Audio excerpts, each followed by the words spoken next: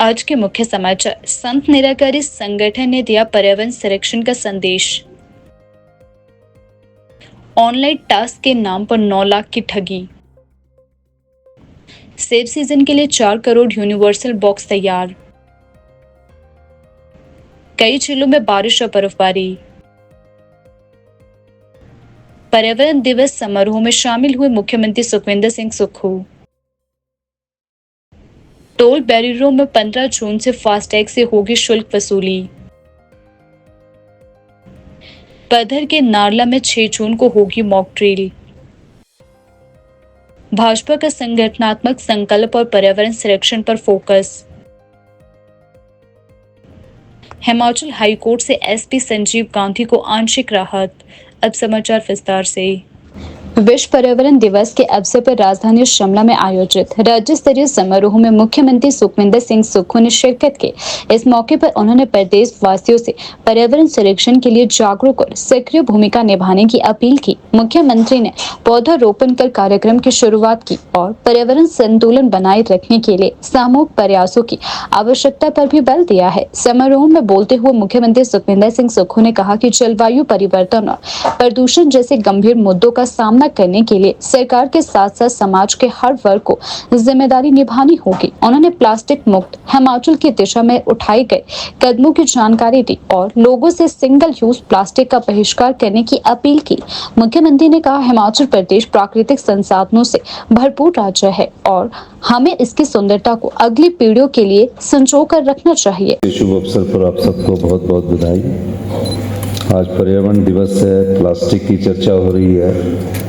कई पहलू पर्यावरण दिवस से जुड़े होते हैं। चीफ सेक्रेटरी साहब ने अपने संबोधन में बहुत कुछ कहा कि पिछले 2 वर्ष में हमने प्रयास किया है कि जो हिमाचल प्रदेश का प्राकृतिक सौंदर्य है, जो हमारी संस्कृति प्रकृति के प्रति है, उसको बनाए रखा जाए।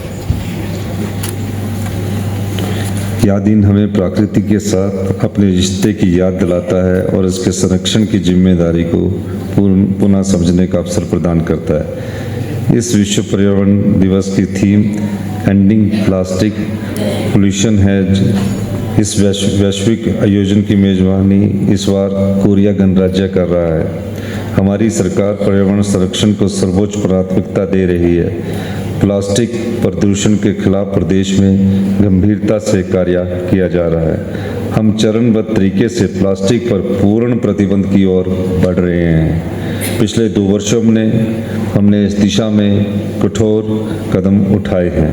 हाल ही में 1 जून से प्रदेश में 500 ml तक की प्लास्टिक की पानी की बोतलों पर प्रतिबंध लगाने का निर्णय लिया गया है। यह निर्णय पर्यावरण को हो रहे नुकसान को ध्यान में रखते हुए लिया गया है।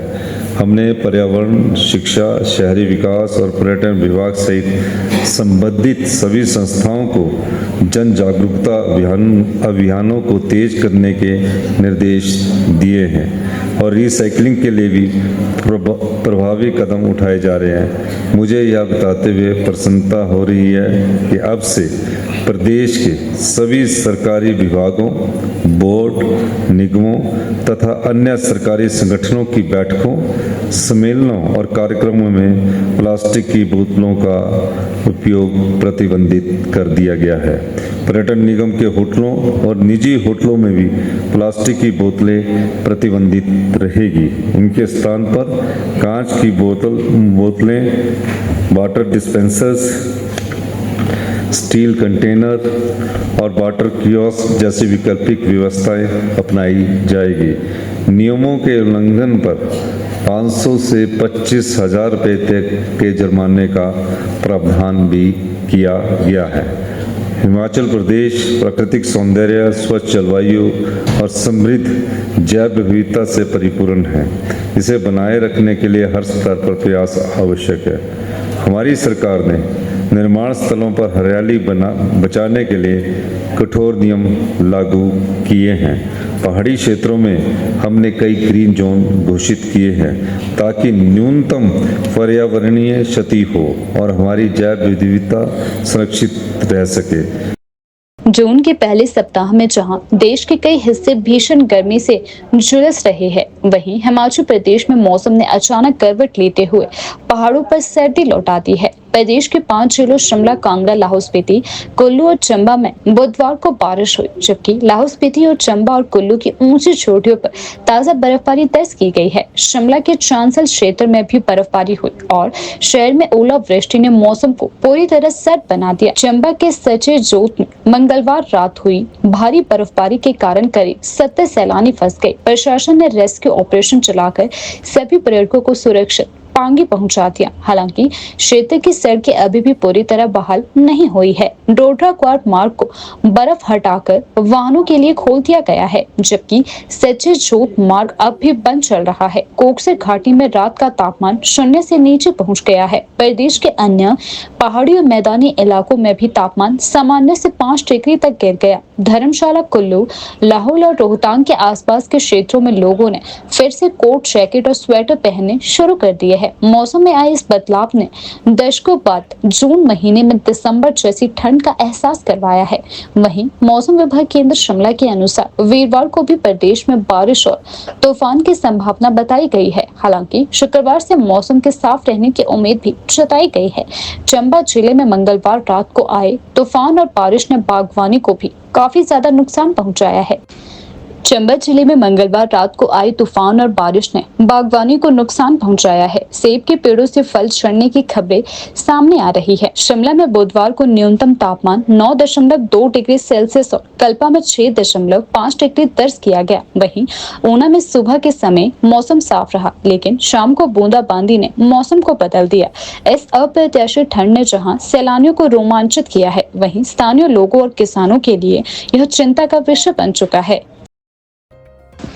विश्व पर्यावरण दिवस के अवसर पर शिमला में संत निराकारी संगठन ने जन जागरूकता का संदेश देते हुए एक विशेष अभियान चलाया। संगठन के सदस्यों ने लोगों से प्लास्टिक का उपयोग कम करने की अपील की। संत निराकारी संगठन के सदस्यों ने शहर के विभिन्न हिस्सों में साफ सफाई का अभियान भी चलाया।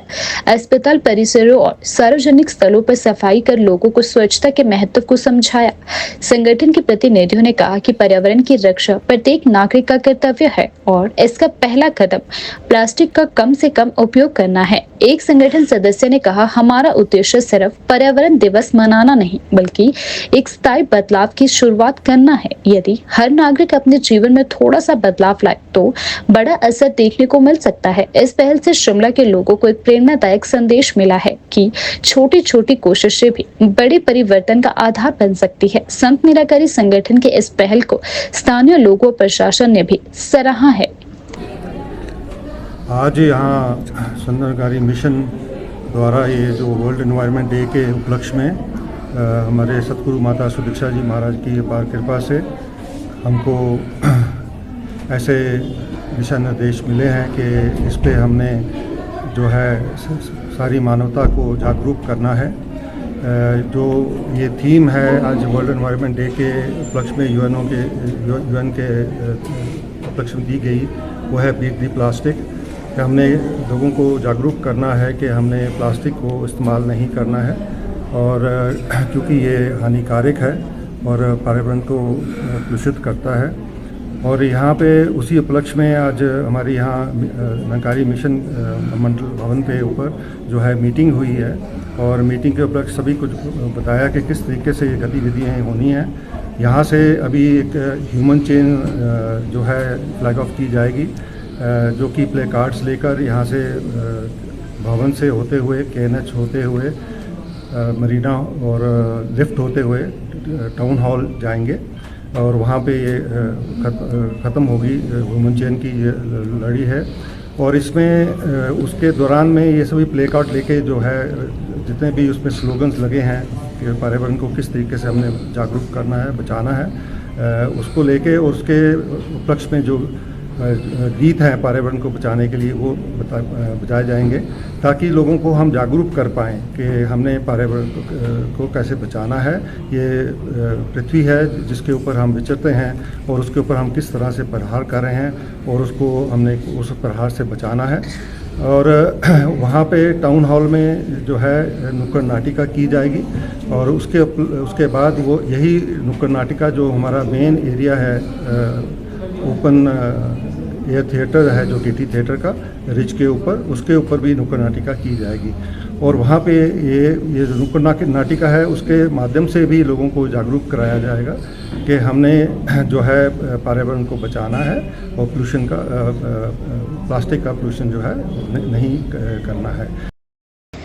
ऑनलाइन कमाई का सपना शिमला के एक युवक को भारी पड़ गया। मलियाना निवासी एक युवक के साथ 8.95 लाख रुपए की साइबर ठगी का मामला इन दिनों सामने आया है। युवक ने सोशल मीडिया के जरिए मिले एक फर्जी लिंक पर भरोसा कर 15 बार अलग अलग माध्यमों से ठगों को पैसा भेजा। ठगी का एहसास तब हुआ जब लगातार उसे मुनाफे की रकम नहीं मिल पाई। पीड़ित युवक को मई महीने में व्हाट्सएप के माध्यम से एक मैसेज मिला जिसमें टेलीग्राम चैनल के जरिए होटलों को स्टार रेटिंग देने पर 150 रुपए प्रति टास्क कमाने का झांसा दिया गया। शुरुआत में कुछ टास्क पूरे करने पर युवक को डबल पैसे भी भेजे गए, जिससे वह भरोसे में आ गया। इसके बाद रोज 20 से 25 टास्क मिलने लगे, जिसमें पहले पैसे देने की शर्त रखी गई थी। शातिर ठगों ने पहले टास्क की राशि डबल करके लौटा दी, जिससे युवक को लगा कि यह स्कीम असली है। धीरे धीरे ठगों ने टास्क की संख्या और रकम बढ़ा दी। अंत में टास्क में गलती का बहाना बनाकर सारी रकम हड़प ली गई। इस दौरान युवक ने न केवल अपने खाते से बल्कि अपनी मां और बहन की बचत भी साइबर ठगों को दे दी। पीड़ित ने बताया कि उसने करीब 8,95,600 रुपए गूगल पे और ऑनलाइन बैंकिंग के माध्यम से साइबर अपराधियों के खातों में ट्रांसफर करी है। जब पैसे लौटने बंद हो गए तो उसे ठगी का आभास हुआ और तुरंत राष्ट्रीय साइबर हेल्पलाइन 1930 और कुसुम्पटी पुलिस चौकी में शिकायत भी दर्ज करवाई गई। पुलिस ने युवक की शिकायत पर मामला दर्ज कर लिया और भारतीय न्याय संहिता BNS की विभिन्न धाराओं के तहत मामला भी दर्ज कर लिया गया है। साइबर सेल ने आम लोगों से अपील की है कि वे किसी भी अनजान लिंक या मैसेज पर भरोसा न करें और कमाई के लालच में अपनी व्यक्तिगत या बैंकिंग जानकारी साझा ना करें। ऑनलाइन काम के नाम पर होने वाले वादों की अच्छी तरह से जांच करें और किसी भी संदिग्ध गतिविधि की तुरंत रिपोर्ट करें। SDM पदर सुरजीत सिंह की अध्यक्षता में वीरवार को विभिन्न विभागों के अधिकारियों और पंचायत प्रतिनिधियों के साथ संभावित आपदा को लेकर मॉक ड्रिल से संबंधित एक बैठक का आयोजन SDM कार्यालय पदर में किया गया। सुरजीत सिंह ने बताया कि उपमंडल पदर के नारला में संभावित आपदा को लेकर 6 जून को मॉक ड्रिल का आयोजन किया जाएगा। इस दौरान भूकंप जैसी घटना होने पर भूस्खलन जैसी स्थिति को लेकर मॉक ड्रिल आयोजित की जाएगी। भूस्खलन जैसी स्थिति में राहत व बचाव कार्यों को लेकर मॉक ड्रिल में विभिन्न विभागों के अधिकारी व कर्मचारी और आपदा मित्र शामिल होंगे। नमस्कार, मैं सर्वसाधारण जनता को सूचित करना चाहता हूं कि Himachal Pradesh disaster management authority की तरफ से कल पूरे प्रदेश में जो है मॉक ड्रिल का आयोजन किया जा रहा है। हर सब डिवीजन हेडक्वार्टर पर जो है एक मॉक ड्रिल की जाएगी। इस बार जो मॉक ड्रिल का मुख्य बिंदु है वो हमारा भूकंप से रिलेटेड आपदाओं से कैसे निपटना है, इसलिए कैसे आपदा का उसका प्रबंधन करना है और भूकंप के साथ होने वाले अलग अलग प्रकार के जो हानियां हैं उसके ऊपर जो है वो है, जिसमें भूकंप आने के बाद कोई बिल्डिंग भी क्लैप्स हो सकती है, जिसमें लोग फंस सकते हैं। तो इसी कड़ी में हमारे सब डिवीजन पद्धर में कल जो है वो आयोजन किया जा रहा है और हमारा जो सिनेरियो है वो भूकंप से आया हुआ लैंडस्लाइड है, जो कि हमने नारला में जो पुल है, नारला का पुल है, उसके पार जहाँ खुदाई हो रही है उस स्पॉट को माना है। तो ठीक 9:30 बजे कल सायरन बजेगा। तो एक तो उसमें जो है सबसे बड़ी बात है कि जो मकसद यही है कि जब भी ये आपदा आती है तो किसी को पहले पता नहीं होता है। सिनेरियो हम भी इस तरह कर रहे हैं कि हमें कुछ पता नहीं है, किस तरह रिस्पॉन्ड करना है, तो उसी के बारे में यहाँ चर्चा की गई है। यहाँ एक IRS टीम है जो सब डिवीजन लेवल की इंसिडेंस रिस्पांस टीम जिसको कहते हैं, कि जब ऐसा होगा तो वो टीम के लोग कैसे रिएक्ट करेंगे। और दूसरा कम्युनिटी मोबिलाइजेशन, सबसे बड़ी बात है कि कम्युनिटी का क्या रोल होगा, वो भी जो आज जो कल है उसमें हम कर रहे हैं, क्योंकि कम्युनिटी का रोल जो है सबसे पहले शुरू होता है। तो हम लोकल जो हमने इसमें कल हम एक्स सर्विस मैन लोगों को भी इन्वॉल्व कर रहे हैं। हम पंचायतों के PRI जो कि डिक्लेयर किए हुए हैं सरकार ने कि वो लोकल लेवल पे जो है रिस्पांस टीम लीडर होंगे। फिर उसके बाद जो है वो प्रशासन के लिए तो यही है कि जब 9:30 बजे अलार्म बजेगा तो हमने रखा हुआ है कि जो प्रशासन है वो सीधे मौके पे नहीं जाएगा, क्योंकि बिना असेसमेंट के मौके पे जाने का कोई फ़ायदा नहीं है, बिना इक्विपमेंट के, बिना स्पेशलाइज एक्सपर्ट के वहाँ जाके कोई फ़ायदा नहीं है। तो इसलिए जो इंसिडेंस रिस्पांस टीम है उनका तो मतलब ये है कि जो हमने EOC सेंटर यहाँ बनाया होता है, इमरजेंसी रिस्पांस सेंटर बनाते हैं हम, जो कि कल हमने प्लेग्राउंड पद्धर के प्रांगण में रखा हुआ है। इसमें टाइमलाइन जो है वो हम यही आज जानकारी देने के लिए यहाँ सबको बुलाया हुआ है कि क्या टाइमलाइन रहेगी, ताकि उसी हिसाब से सभी जो है वो रिस्पांस करेंगे।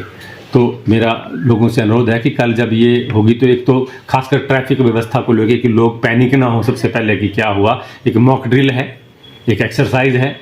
NGO से भी मेरा अनुरोध रहेगा कि आएँ, वो वहाँ पर पहुँचें और हमारी सहायता करें। लोग जो ऐसी आपदाओं में जो हैं, जहाँ हमारा रिलीफ कैंप होता है, लोगों को खाना बनाने में हेल्प करेंगे, खाना देने में हेल्प करेंगे। मेरा लोगों से यही अनुरोध है कि एक तो पैनिक ना हो, और दूसरे जो सहयोग देना चाहता है वो ज़रूर जो है वो भाग ले उसमें। कोई इसमें जो है केवल आर्थिक सहयोग की कोई ज़रूरत नहीं है, हमें केवल व्यक्तिगत और पर्सनल सहयोग चाहिए कि आप क्या कर सकते हैं आपदा में प्रशासन के साथ और अपने जो लोग हैं उनको बचाने के लिए। विश्व पर्यावरण दिवस के अवसर पर शिमला में भारतीय जनता पार्टी द्वारा आयोजित पत्रकार वार्ता में भाजपा प्रदेश अध्यक्ष डॉक्टर राजू बिंदल और नेता प्रतिपक्ष जयराम ठाकुर ने संगठनात्मक गतिविधियों सहित विभिन्न राष्ट्रीय महत्व के विषय पर मीडिया को संबोधित किया। डॉक्टर बिंदल ने भाजपा की राज्य इकाई की वर्तमान गतिविधियों की जानकारी देते हुए बताया कि पार्टी बूथ स्तर से लेकर प्रदेश स्तर तक संगठन को और भी अधिक मजबूत करने के लिए लगातार कार्य किए जा रहे हैं। उन्होंने कहा कि जनता का विश्वास हमारे लिए सबसे बड़ी पूंजी है और इसे बनाए रखने के लिए हमारी संगठनात्मक नीतियां जनहित को केंद्र में रखती है। साथ ही इस अवसर पर उन्होंने पर्यावरण दिवस पर भी अपने विचार साझा किए। उन्होंने कहा कि पर्यावरण संरक्षण केवल एक दिन की जिम्मेवारी नहीं है, बल्कि यह हमारे जीवन का अभिन्न हिस्सा होना चाहिए। हमारी सरकार ने हिमाचल में वन संरक्षण, जल संरक्षण और स्वच्छ ऊर्जा को बढ़ावा देने के लिए ठोस कदम उठाए हैं। जनता पार्टी अगले 2 महीने में, जून और जुलाई में जो कार्यक्रम लेने वाली है उसके संबंध में आज प्रदेश की एक बड़े स्तर की वर्कशॉप संपन्न हुई। आज विश्व पर्यावरण दिवस है। Bharatiya Janata party constructive approach लेकर विश्व पर्यावरण दिवस इस दिशा में अपना योगदान पूरे देश भर में देने वाली है।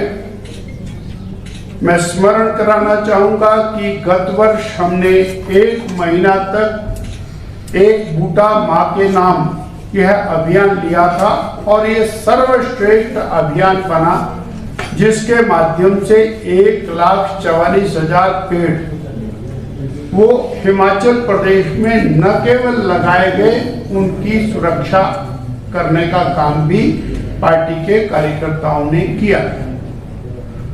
आज ये निर्णय हुआ है कि 15 जुलाई से लेकर 15 अगस्त तक हिमाचल प्रदेश में 8,009 पोलिंग बूथों पर 11 पेड़ प्रति पोलिंग बूथ यानी 89,000 ट्रीज भारतीय जनता पार्टी लगाएगी और उनका रक्षण करेगी।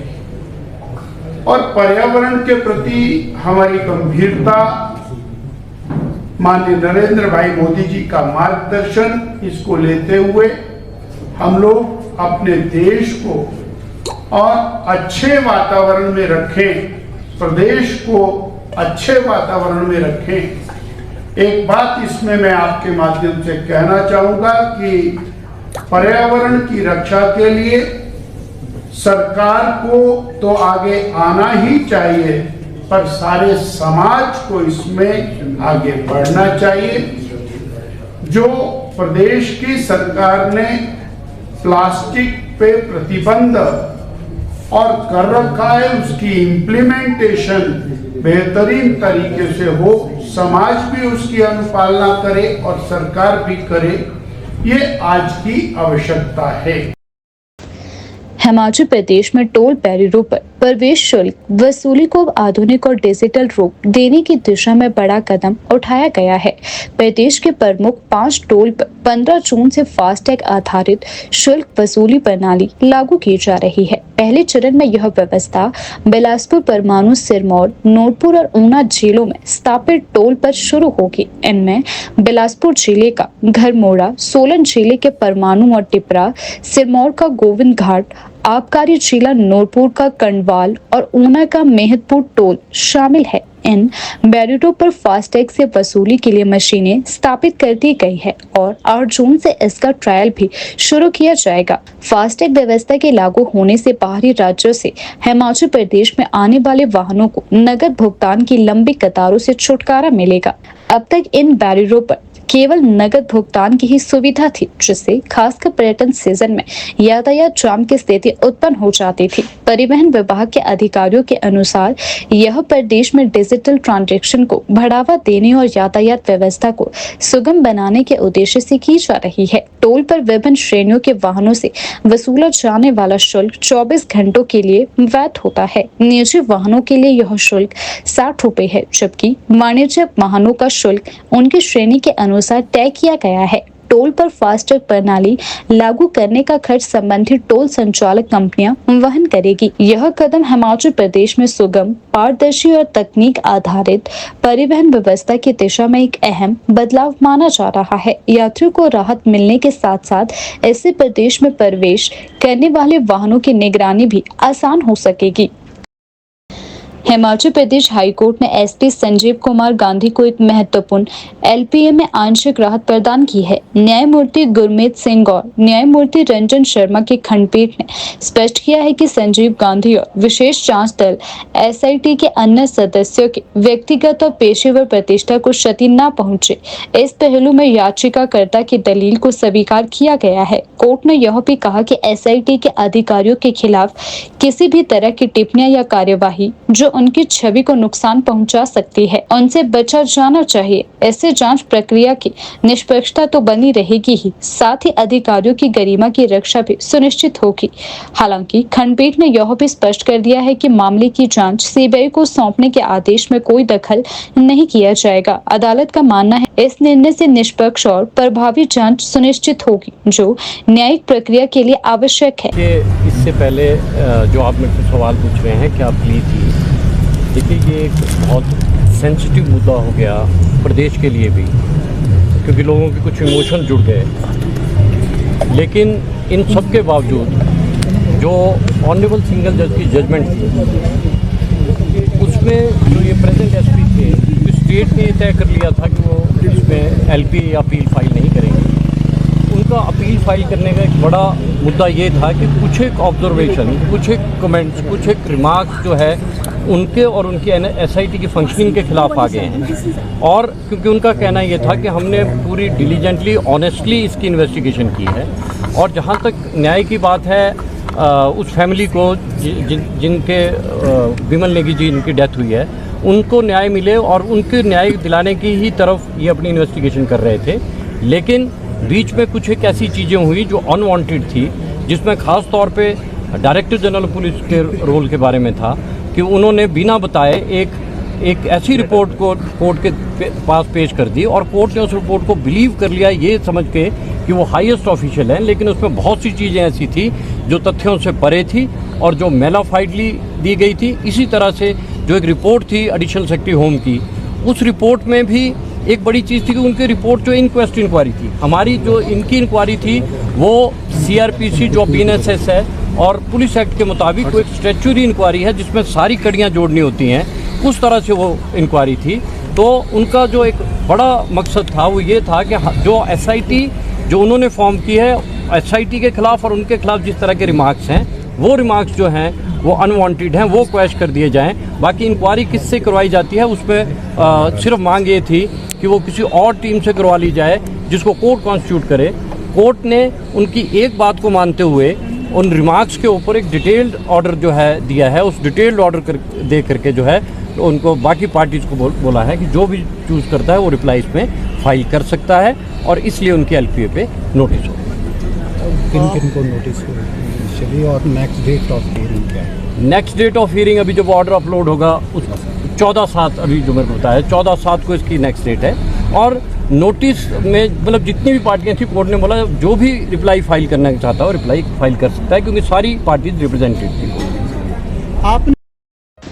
हिमाचल प्रदेश में सेब सीजन की आहट के साथ ही गत्ता उद्योगों में तैयारियां जोरों पर है। इस बार प्रदेश के गत्ता संचालकों ने 4 करोड़ यूनिवर्सल बॉक्स तैयार करने का लक्ष्य रखा है, जो पिछले साल के 3 करोड़ बॉक्सों की तुलना में 1 करोड़ अधिक है। बताया जा रहा है कि इस बार सेब की अच्छी पैदावार होने की उम्मीद है, जिस कारण उद्योगों में उत्पादन बढ़ाया गया है। प्रदेश में कुल 250 से अधिक गत्ता उद्योग है, जिनमें से 150 से अधिक उद्योग सेब के बॉक्स तैयार करता है। इन उद्योगों के लिए सेब सीजन ही पूरे साल की कमाई का प्रमुख जरिया होता है। कई उद्योगों ने तो अब बागवानों तक बॉक्स पहुंचाने का कार्य भी शुरू कर दिया है।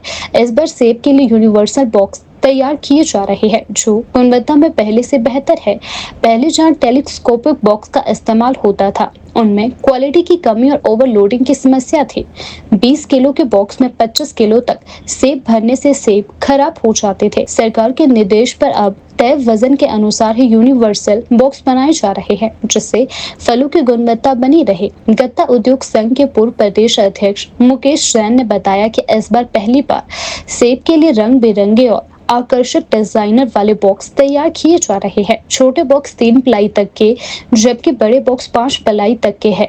1, 2, 5, 10 और 20 किलो की पैकिंग के विकल्प भी उपलब्ध करवाए जा रहे हैं, जिन्हें बागवान काफी पसंद कर रहे हैं। मुकेश जैन ने यह भी बताया कि कई बागवान अपनी खुद की ब्रांडिंग के लिए विशेष ऑर्डर दे रहे हैं। यूनिवर्सल बॉक्स न केवल टिकाऊ है, बल्कि सेब को लंबे समय तक सुरक्षित भी रखते हैं। इससे न केवल उत्पादकता बढ़ेगी, बल्कि हिमाचल के सेब की गुणवत्ता भी बाजार में बनी रहेगी।